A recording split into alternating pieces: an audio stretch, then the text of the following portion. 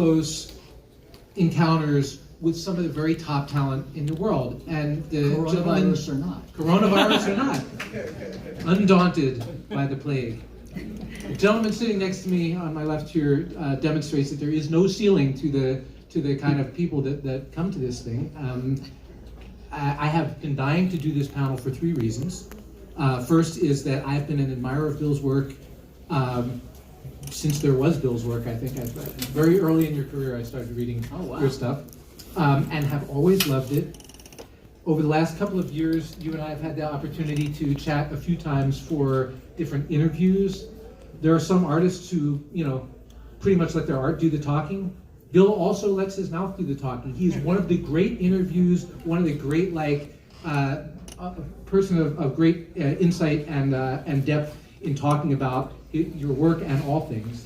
And the third thing is that I wanted to annoy the hell out of Dunford by making him write Sienkiewicz and Sienkiewicz over and over again in the program. I was just going to wonder, it's like, did you ever, because there's, part of my family pronounces it Sienkiewicz, so do you ever have to go, it's Sienkiewicz? I wouldn't dare. But a lot of my friends, when we were young fans and we were seeing your stuff, and we all would assume that it was Sienkiewicz Sienkiewicz or whatever, because we learned to pronounce your stupid ass name, so it's probably something like that. Right. So it's so great to have you here, Bill. Thank you so much. It's great to be here. I apologize for getting here. I literally just arrived. I was wrapping up a deadline, which never happens. But speaking of stories, it's for Marvel is, if I may just interject, it's actually Marvel's the Alex Ross, Kurt Busiek series. It's actually, they're doing an anniversary. It's an anniversary. So so Alex sort of reached out to certain people and asked if they would contribute. So actually, I was going to do like 4 pinups or whatever, and I turned it into a 10-page story that I wrote and painted, so it took longer to do the writing because I haven't been doing as much writing as I used to. So if anything, it's sort of like I've fallen in love with the medium all over again, and it's inspired me to do more like create our own stuff again. So of my own, not just with other creators, But so that just if I was just saying that, apologize for being late, that was part of the reason. So it doesn't, that's I guess what I just said was I gave you the reason of why I was late, and if anybody was waiting for me today, I apologize. It's sort of like saying that the reason that the dog bit you is that it had rabies, but it doesn't make the bite any less severe. So to anybody who is waiting for me, I apologize. I'll be there first thing tomorrow. So at the table. So thank you. Well, your passion for comics is actually pretty much my first question. Is that those of us who know Bill's career over the years, we know that you do, fine art, you do commercial art, you do illustrations, but you started out in comics, you made your name in comics, and you keep coming back to comics. What is it about this medium that inspires you? That with all of the palette of things that you could be doing, you keep coming back to this, and that's being sort of, I don't want to even say like elder statesman, at this point, but because that sounds far too grandiose, like the working schlub, It's I've always wanted to. I told my father when I was 7 years old I was going to draw comics. It was like that was going to be my life work. Because I think for me, what I felt was that I remember, and this is some of what I touched on. This 10 pages that I did for Alex's for Marvel's is sort of my love letter to the medium, because I fell in love with comic strips first, cartoons, and then when I discovered comic books.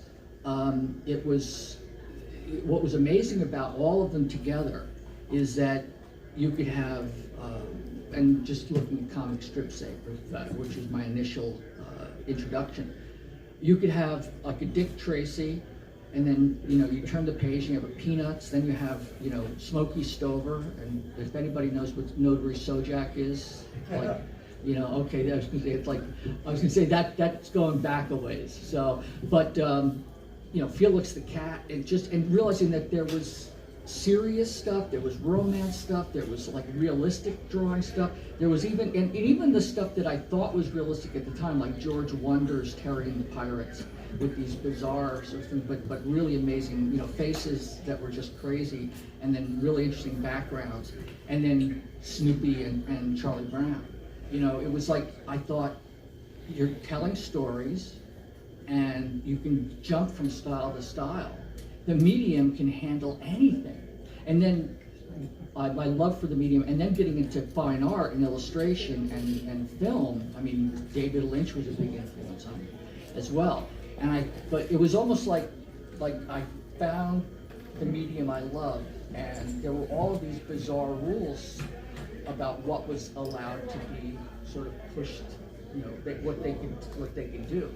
And none of the prohibitions made any sense to me, you know, when I would get them from the editorial, you know, staff. So for me, you know, and I've said this quote a lot, that Arthur Miller once said that, you know, playwriting chose him, and I sort of feel that comics chose me. I mean, I still find it as vibrant and elusive as ever. I just adore it, you know. Now, you've been at this for 40 years, so obviously you were 6 when you started. Yeah, pretty much, yeah. Yeah, just to cast your mind back, like, how did you get into this?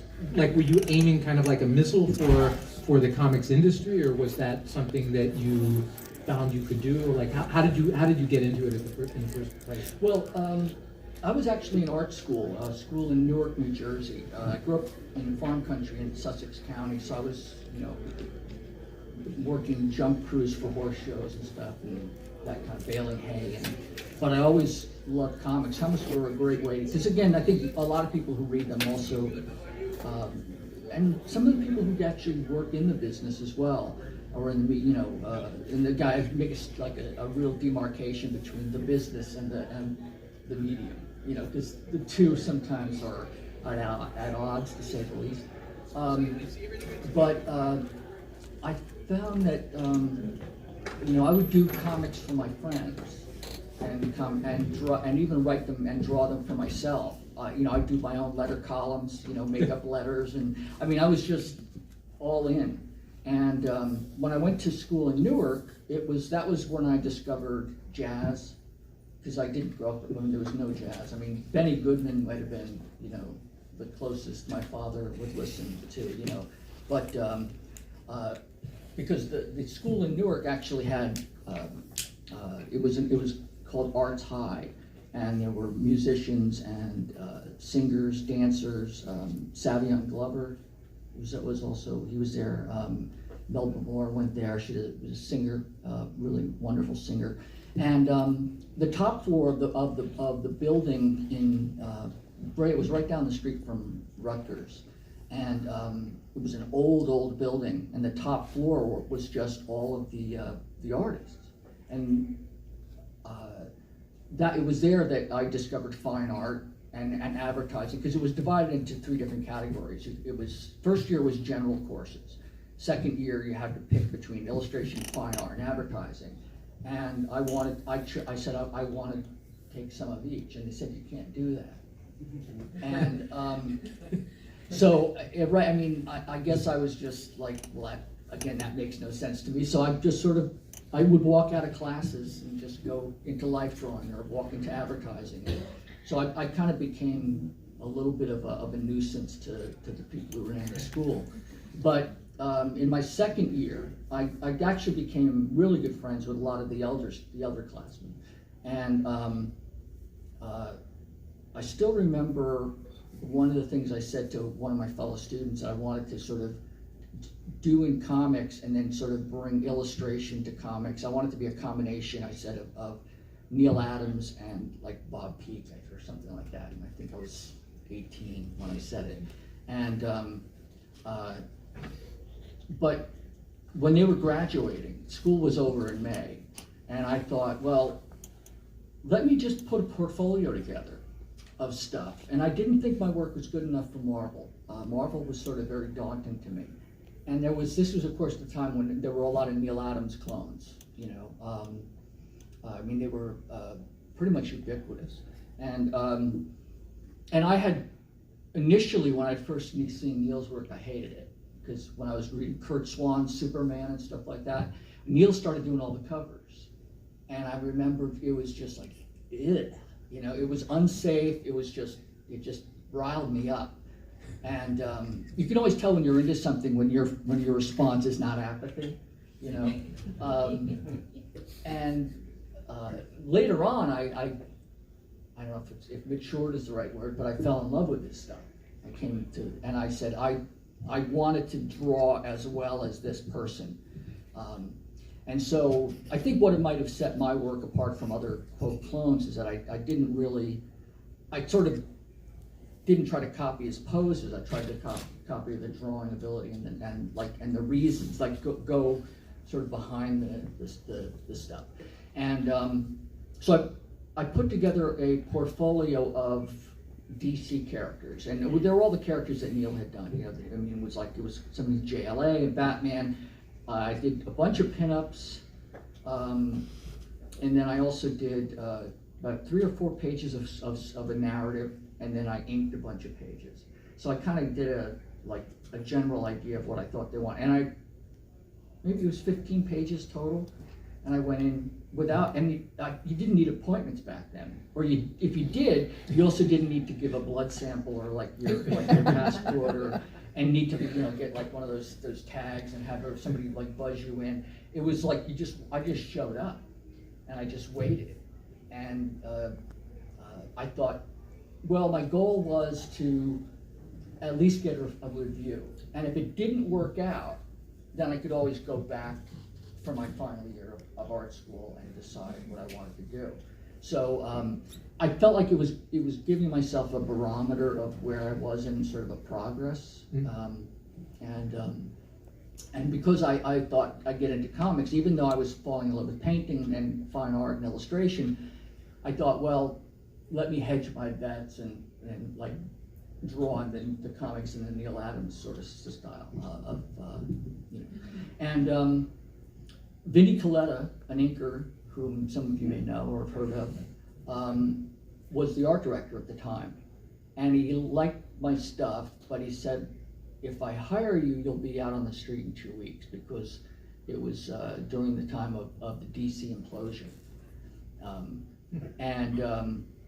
So he ended up calling Neil from his office, and we walked over.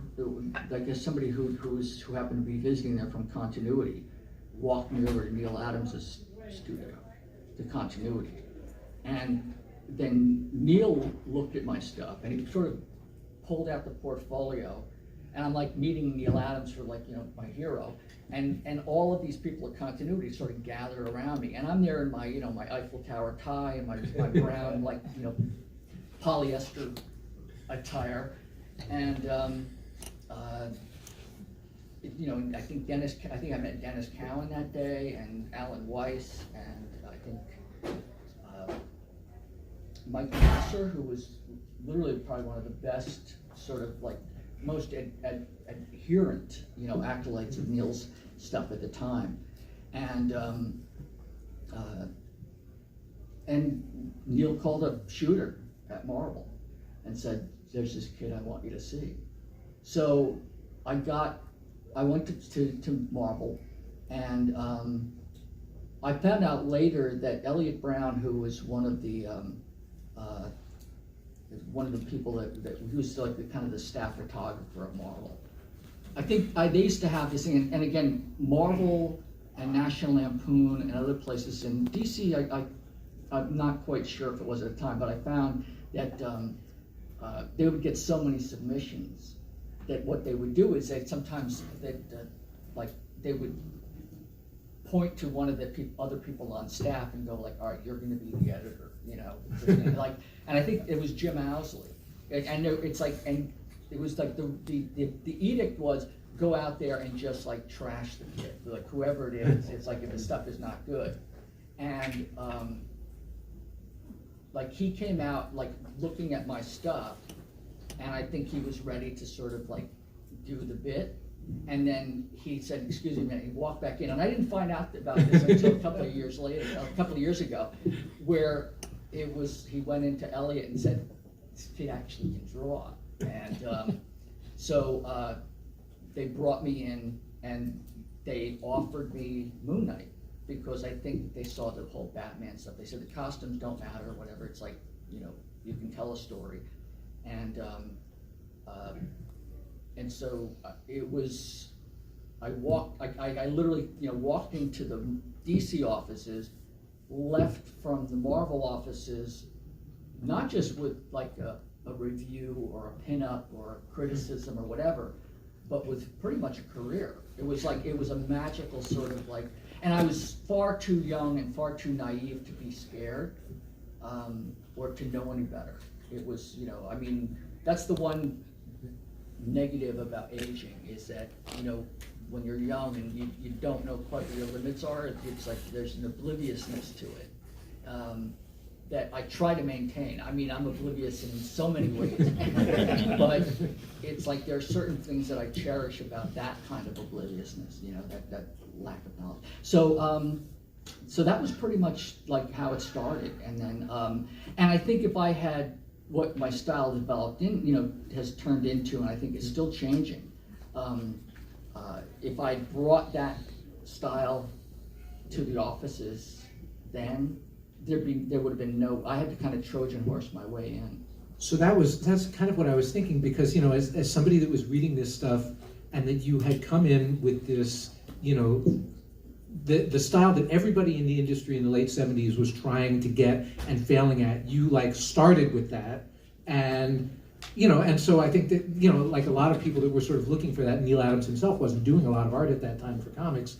And it's like, wow, this is like, you know, even better, like this is really good. And then all of a sudden, you know, you start working this stuff in, you know, toward the end of Moon Knight, certainly into New Mutants, and, you know, into the succeeding projects, you really started to get away from that very sort of commercial looking style and introducing some stuff that was really people had never seen. What was the editorial reaction at Marvel? Like, were there people that say, hold on, we hired you to like be our Neil Adams, like what's this? Or were people getting excited by it, or were readers ahead of the... Yeah, I mean, you know, anything that in terms of you know, that I was able to accomplish and you know, and quote, get away with, really could not have been done without editors like Ralph Macchio and Ann Nesenti.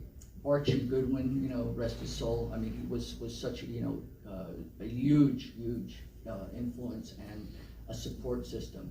And even Shooter, you know, Shooter during the 80s, I think he had a pretty much a bad rap, because he had a vision of what he wanted comics to be, you know, in terms of like, you know, a lot of mid shots and, you know, and don't have things break out of the panel borders, no artsy fartsy stuff.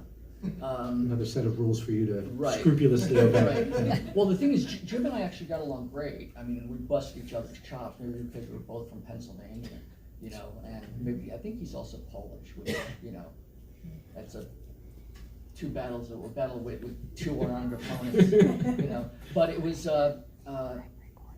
yeah, I think also, Jim had his ideas of how he wanted things to be done. And I ended up when Moon Knight became his own direct sales book, I had to redraw the entire first issue because he didn't like what I did. I was pushing it too much. So, and because of the rules, and a lot of the editors were maybe a little bit older than I was, but they were all pretty much young. And I think they also had this like buck authority kind of a thing as well. So I think we bonded on that. So it was this, a little bit of, if this is gonna upset Jim, then do it. You know? So, yeah, so that was kind of the sort of the genesis of sort of the pushing. But also I just, you know, I was looking at some, because I kept pretty much all of my stuff that I did from 5 years old on. You know, stuff. I mean, I would do my book reports or whatever. Instead of writing them out, I would do them in comic form. I did in high school. I did an adaptation, like a partial adaptation of Michael Crichton's Westworld, the screenplay novelization, and I adapted it, you know, in comic form, and then I had myself, I inserted myself in it, talking about all of the, you know, the sort of the kinds of literary criticism in terms of, you know, what these characters may have represented or whatever, like a lot of the stuff that we went through with you know, the House of the Seven Gables and everything else. You know, you learn about like symbolism and, you know, the whale, and, you know, it was like with Moby Dick, and you know, like Gatsby. Do you still have this stuff? I ended up printing out maybe 25 copies of the little comic that I did. I have to see if I can find it. It's for Revolution #0. By the way, the images that you're seeing on the slideshow are from the new book that Bill came out with last fall called Revolution, which we'll talk about by and by. But just so you know, it's the first part of a long-awaited retrospective of Bill's art across various different projects. But before we get to that, though, so you were talking about your editors. Of course, you also were working with some, you know, some pretty good writers. I mean, you know, of course, you had Doug Mensch with Moon Knight, but then you had Claremont on New Mutants. You had Frank Miller. You had Alan Moore. Yeah, I was, you know, pretty blessed in terms of my collaborators. How were these guys working with you? Because obviously they could see this isn't somebody necessarily that they could, you know, like you were an equal visual collaborator. Certainly Miller himself was an artist and, you know, like know what you brought to the table. What was it like? Like, did you define your own working relationships with these guys? Were you working within a set? Yeah, they were all different. I think I often think about, like, I think about Doug a lot, because I sort of felt like Doug got the worst of it in terms of, because he was like given the mandate to sort of, you know, show the kid the ropes, you know. It's like, you know, and Doug's a phenomenal writer, and he you know, he got me, like, during that transition period, like early on, before I started to transition into the sort of pushing stuff, and Doug was incredibly thorough. I mean, he would write, you know, full scripts, and I started to just feel sort of hamstrung by, you know, how everything was laid out, and I remember saying to him at one point, I said, you know, tell me where you want me to go, you know, get from to and go to. I said, I'll get you there, but don't tell me how you want me to get you there. It's like, I want to be part of the creative process. I don't want to be the set of hands, you know, because I found that one thing that has sort of defined my working process is that I love to be involved, all of me. It's like, and it's like that line from, you know, Barton Fink. It's like, I take an interest, you know. It's like that kind of it's Barton Fink, yeah, Barton Fink, with Tony Shalhoub. You know, I love the idea of being inspired by stuff. Like, less for me is more, because it allows me to, in terms of what I get from the writer. When I worked with Chris, I think his first, we're all getting them, I think Working with Chris. Yeah, working with Chris, and then he started just giving me plots, and I could lay out the story and the way I wanted to. And I think with the Demon Bear saga, that was really, because after I quit Moon Knight, when I came up with the plot idea for Hit It in Moon Knight, because I felt that I wanted to, you know, start doing more writing again, because I'd always written my own stuff. And so, to me, like, the idea of actually following a script completely felt very, not even formulaic. It just felt sort of like you were lopping off the rougher edges that could lead someplace else. And I found that with Chris, when I was getting plots from him, I could run with it. And then, because to me, my sort of belief system about the medium is that, you know, you have the words doing one thing and the pictures doing another. And occasionally they sort of, like, they often like are like two lines on an oscilloscope, you know, sine waves, and sometimes they intersect, and other times they move way apart, and you get this sort of interesting sort of, you know, really kind of like subliminal thing going on, or almost counterpoint that and again, I think because I fell so in love with jazz, I sort of feel like my whole methodology was about jazz, was really more jazz. And then working with Frank, it took it to even another level, where I would read Frank's scripts and then I'd get really inspired, and then I just started adding elements to it and kind of using his script as a jumping off point, like with Electra Assassin especially. And then he would rewrite. Based on what he had seen from you, yes, from what you had given him. Right, yeah, because one of the things because at that point when Frank was writing Electra, I mean, Frank's stuff, you know, he's always got that kind of hard-boiled aspect to it, and stuff can get very, very dark.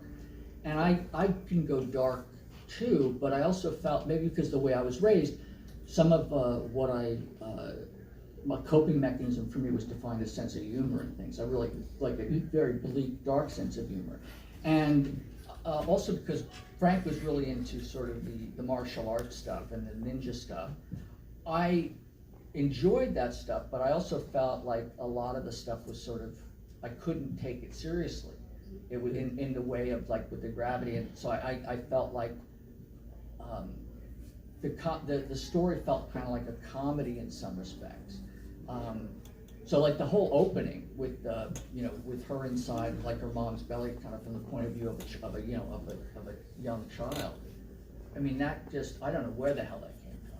You know? So much of that book is really. How many people here have encountered Electra Assassin in any of the, right? I mean, it's one of the things. I just did a story on the 1986, the year in comics, which is when that started coming out. And by the way, that same year, Frank Miller was also doing a thing called Dark Knight Returns. He was doing Batman Year One. I think he was actually starting that. He had finished Ronin, but I think he was doing the thing with Mazzucchelli with the Daredevil. Oh yeah, so he was Born Again or whatever. Was it Born Again? Or was yeah. He was a busy guy. Watchmen was coming out, Alan Moore. So it's like comic readers were getting a real education in postmodern literature and really experimental art styles. But that was just the undergrad. Then comes Stray Toasters, which is But even before we even get to that, I mean, I think part of that is, and then Frank and I would talk about it, and even Alan and I would, was that we grew up loving the medium, and and then we also felt that, it wasn't like we were trying to subvert from within, but we kind of wanted to put our own stamp on it. I think we felt like a lot of the guys that I grew up reading, like Buscema and Cantino, Ramita, Kirby, like they were creating the stuff, and then we, like, this generation came in, after Neil, because I think Neil came in around the same time as Steranko. I think it was only those two guys at the time. And then when Frank and I came in, and Frank had already been there maybe a year before I came in, and so many of our conversations, wasn't necessarily a water cooler conversation. It was a copying machine conversation, where we would just like riff on stuff, and it was just this idea we could do kind of our own thing, like take these characters and make them not necessarily our own, but falling in love with the medium the way that we did. We're very passionate, all of us were very, very passionate about it. So we felt like, let's see what we can do with this. It wasn't, but at the same time, there wasn't any malice or kind of like that we were intending, at least I don't recall myself wanting to, quote, shake anybody up. I just wanted to do it, you know, I just wanted to tell stories my own way. Yeah, you hit comics and it felt like a kiss. So, yeah, but I mean, reading it in the time, like I was looking, I was not reading like month-to-month comics in 1986, but everybody knew that I liked comics, and they would bring me like, you gotta see this, like, and just like every new thing that was out there was very, very challenging. Howard Chaykin was doing American Flag, Yeah. and there was like a lot of stuff on the stamps that was quite. I don't know what they, you know, like there's the Silver Age, I don't know what they call it, the Bronze Age, but there was something about that year where, you know, with Mazzucchelli and with Walt, I think Walt was sort of had taken over Thor, you know, and he turned him into a frog or, you know, or something. It was like he was pushing stuff. So there was this real kind of interesting creative convergence and explosion of stuff that was just, you know, looking back on it now. I don't know if that was also because of what was going on in America at the time. Because I do know that was when Electra came out, there was a whole moral majority backlash against it. So there's nothing better for, I think, for any kind of, you know, quote, art form or means of expression than people with sticks up their ass. Good thing we put the reactionary politics of the 80s behind us, eh? Yes, yeah, exactly. They're just so blasé now, you know. We've got it all sussed out. But I did want to talk to you about, because, you know, all of this other stuff was done in collaboration with these, you know, other big talents, and they were, you know, working with existing characters. But Stray Toasters was sort of Bill Unfiltered. I mean, that was your own thing. Just talk a little bit. I remember a couple of months ago, you and I had a conversation. You were talking about what a fevered process that was, sort of birthing that work. Well, that's one of the reasons why I realized that, you know, I wanted to do something that was like I had done when I was younger. And what I mean by that is not tell the same kind of stories, but work with the medium and what's possible. Because at that point, I'd also discovered European artists, and also because I had, during my whole teenage years, I had drawn my own comics. So I kind of absorbed the Neil and all of everything I'd grown up with. And so I think I don't want to say I was bored with, like, it was like, or been there, done that. But I felt like, well, the medium can do all this stuff. I didn't feel like I necessarily wanted to recreate, especially after a fashion or after a point, like what I had read. I wanted to sort of take it to like what worked for me, you know. But with Toasters, that was, you know, there was a long gestation period, you know, with that. It was sort of, you know, became semi-autobiographical, but it was also a chance to sort of play with everything that I had fallen in love with, and more about abstraction and about emotion than absolute sort of pictorial illustrative narrative. Yeah, I felt like I you know, I love a lot of subtext. I love things that go like that. The way something is portrayed tells as much about it, about a character, as you know, as anything else. So at that point, when I was doing Toasters, it was literally like a fever dream. I mean, I wouldn't leave my studio, I mean, for days at a time. I mean, I stopped going home. I started living in my studio and just sleeping on the sofa, which didn't sit too well with my girlfriend, you know. But it was like I just like became obsessed with it, and just like zoned in on it. And I remember when I finally got the printed copy of the first issue. I am just the feeling, because the overwhelming duality of emotions that hit me was an absolute sense of exhilaration, of being untethered from anything else. It was like I was doing my own thing. And there was that excitement coupled with simultaneous feeling of absolute sheer terror, you know, of just not knowing, like, High wire act. yeah. It literally, I mean, you know, or Wile E. Coyote running out and then looking down. It was like, you know, over the cliff edge. It's like, don't look down, don't look down, you know. So this book is actually kind of hard to come by these days. Who published it originally? Is it like caught in some rights limbo or something? Like, will there be No, another it's edition? actually the rights. I own the rights, but I had all of the negatives, and I think Image published it last, and they want to republish it, and we want to take it back and you know, Remaster it. remaster it, so to speak. And for some reason, all of the negatives have, you know, mysteriously disappeared. So. Who published it in the first place? Was that That was Tundra or Epic? Okay, yeah. That was where, you know, and again, being under the domain of Epic, which was creator-owned stuff, I felt untethered from having to sort of adhere to a lot of the Marvel style of doing stuff, because it was creator-owned, and it felt like Epic Magazine was trying to do a little bit like what Heavy Metal was doing, and so it felt more arty, you know, and I think that that sensibility in those offices with Archie and with Joe Duffy and Dan Chichester, it felt like, you know, here's a chance to really, you know, break out of the perception of what comics can be, you know. So,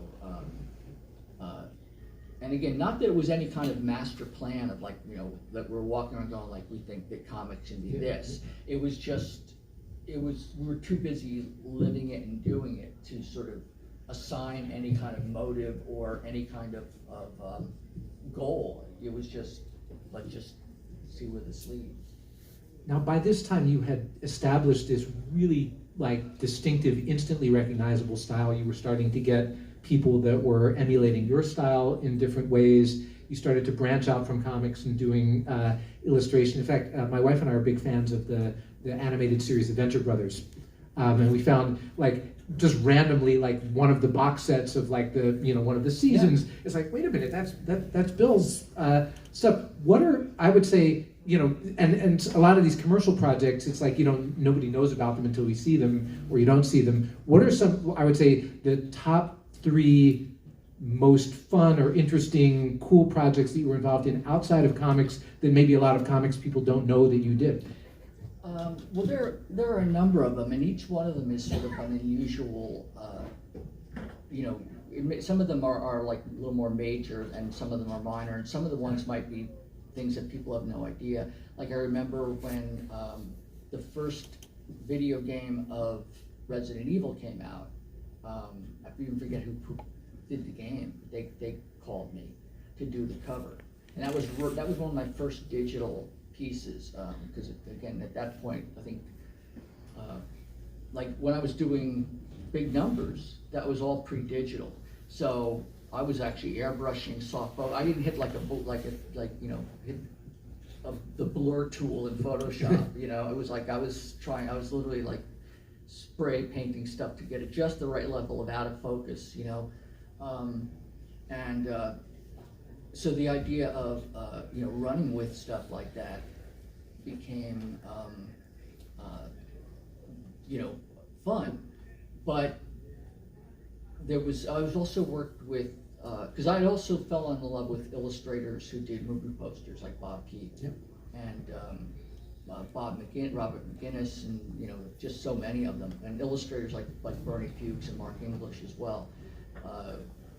You know, plus all of the greats and the classics, you know, like Wyeth, you know, and then his son, you know, Andrew, who was just, to me, one of the most, I mean, if any of you are familiar with Andrew Wyeth's work, I mean, I find his work, like, as beautifully abstract as you can get. So there was, that was one. The other was working with, like, I wanted to do movie posters, so I started working with Harvey Kahn, who was Bob Peak's rep. He wanted to, like, sort of younger generation of illustrators that he could work with. So I worked with on Unforgiven, doing posters, comps for Clint Eastwood, the Clint Eastwood Western. Venture Brothers, another one where it was like they sort of became aware of my work. MTV, I did some stuff for them, and I was also doing stuff for like magazines like Golf Digest, Yeah. you know, as well, and then like National Lampoon. It was just, to me, it was all just so much fun, and I couldn't believe that I was getting the opportunity to sort of, you know, do, you know, to work with some of these amazing talents, you know, like that. But in terms of like getting back to your question, like a top three, just it's like, well, one of the ones I think is probably the Wu-Tang, the Bobby Digital cover. That felt like, looking back at it, I felt it kind of captured something of that time period, you know. And I tend to look at things in terms of how a piece of work stands up, and because there's a lot of things that I've done that feel to me very dated, you know, like some of the pages of the New Mutants were, you know, like especially like during From the original series? the original series where the sleepover issue. It's like I think the young girls are having a sleepover, and they're like, you know, there's like Tom Selleck, you know, and you know, Michael Jackson with his glove and hat, and you know, and Sting, and you know, and it was sort of, you know, with the big shoulder pads and everything else, you know, but the idea of having a piece of work that is both of the time period that it's in, and also walking the line between that and timelessness, where it will work at any point. That's. I think, I'm sorry if you want No. I was going to say that I would say there's 2 or 3 comic artists in history that, like, it's Steranko, and to a certain extent, like Carmine Infantino. It's like their looks dated because it was so pervasive that it defined what the era looked like. So it's not like they were, you know, like, and I think that some of the stuff that you were doing in the 80s was like that. It's like that it moved the needle so much that it's like everybody's seen it, and you know, it's like that's what the 80s looks like is the way that you drew some of that stuff. It's interesting because you know, so I've heard that too, but I also think that because the 80s was such a fertile, you know, like decade, or at least several years compressed. I mean, you know, what Frank did with Dark Knight, what Alan did, you know, and Dave did with Watchmen, and then also you were getting a lot of interesting, like unusual comics like Love and Rockets or Harvey Pekar stuff, you know. Yeah, I mean, there's a bunch of stuff that's iconically 80s, and you look at it and you think of it, but I think your stuff is definitely among that, which is why having defined like this super, you know, recognizable style, that even still you continue to be restless, you continue to innovate and stuff on that. What, I guess, you know, kind of describe some of your stylistic evolution since that point, and you know, through the Jimi Hendrix book, through some of the work that you're doing now. Well, there was a point when I you know, I was doing a lot of when I say like abstractions or collages, I was sort of culling from all of these different external sources. You know, some of what I did on Toasters, it was my sort of love letter to, you know, to David Lynch and to like Robert Rauschenberg and you know, Jim Dine and others, you know, Diebenkorn, and just, you know, playing with that. And then as I started doing more of the illustration work, and then when you mentioned a lot of the people who came in to sort of like started emulating what I was doing, you know, there was, you know, I love Dave McKean stuff, I love Bisley, you know, it's like, and it's like they're moving in they're like, they took some of what I had done and sort of ran with their own direction. And at a certain point, I kind of, my restlessness is part of what I guess also defines me, because I get, not that I get bored very easily, because it's this weird thing of I want to do comics, but I don't want to do them the same way all the time. So, because I do feel that the story or the piece that you're working on lets you know, what it wants to be. It's like this weird, I know that sounds sort of, like, wow, man, like it's like the piece is like, but it's that kind of feeling. So I find that working in that direction is, of allowing myself to sort of push, but I also realized that, like, at a certain point I got bored with sort of the doing something unusual for its own sake. It's sort of like that sort of throwing the kitchen sink and everything at it. Like, there's, I don't know if that's age appropriate or whatever, or just being obtuse for its own sake, or being unusual for its own sake. So what I did was I ended up going back to, quote, school. I doubled down on studying composition and really went into understanding color and painting, and sort of what I did, like I've done over the last several years when I do a lot of the memorial pieces or portraits of that I do. Those are like dual purpose in a way. I do them because the person who passed away sort of meant something to me personally, but also I gave myself a time limit to do them, and because I had no preconception, it was like of how I was going to do it, I would dive in, and with the goal of trying to capture the person as I felt they were, or how they had impacted me. So they became technical exercises as well, like to sort of improve, edges and like just so all the stuff that it's almost like, and again, I wasn't being paid for any of those, but but I was doing them as kind of a way to do things that I would normally probably be doing in my studio or doing in my sketchbook, and sort of taking them out of that and just doing them on, and presenting them as a fait accompli. And if you follow Bill on Facebook, the appearance of these things is always a bittersweet thing, because it means that the person is no longer around but has been memorialized in these beautiful portraits. That's another thing that you should collect someday. I think those are really. Well, actually, I think we're having some discussions right now. Okay. So if you haven't seen them, there is one really gorgeous example on sale in the dealer's room here, which is the memorial piece for Batten Lash, which was at Jackie Estrada's table, which was a gorgeous Batten, of course, a longtime friend of us all, and longtime guest here. Creative. Yeah. So wonderful guy. But that was a great example. It's like you look at that picture, and that's like Batten in that, and the idea that it's a technical exercise, and it's like it's a beautiful piece, but it's also the soul of that person in there. It's really nice. Like there are pieces that I've done where you have this sort of gestalt, like how someone we see like on a screen.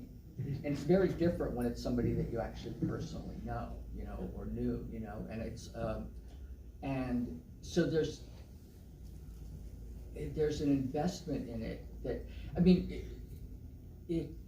also in a way because of the way I feel wired is that when I'm working on a piece like that, like say for Batten, it's like, at that time, it's like, as I'm doing it, there's nothing else in the world. It's just like, I'm devoting everything to this person that I knew. It's like, and I want to make, it's the most important thing in the world at that moment. And I feel like, because I have no illusions about what these portraits will ultimately mean. I mean, I feel like it's like, I feel that sometimes, and my attempts are so paltry and meager. It's almost like this is all I have to express what this person meant to me, and I'm sorry. I wish it was more. I wish I could do more. And so, but all I know is that when I'm working on those pieces, it's all about, trying to capture who that person is. So it really, for me, it's almost like the devotion at those and during those periods of time feel like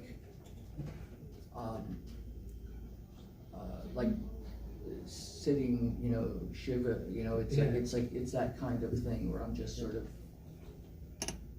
like they're communing, Well, they're wonderful pieces.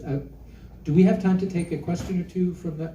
No, we do not. We're out of time? Oh, getting, wow, that went by. So we could obviously. I'm sorry about that. We could do this for hours. I'm going to be talking with Bill, Liam Sharp, Kim Munson, and Scott Dunbier tomorrow at noon on the fine art aspects of your sort of adventures in fine art and the differences between fine art and comics art, all of that stuff. You said you're going to be at your table where these folks can find you. Yes, yeah. Like I said, I apologize for not being here earlier today. Do you have copies of Revolution for sale? Is that?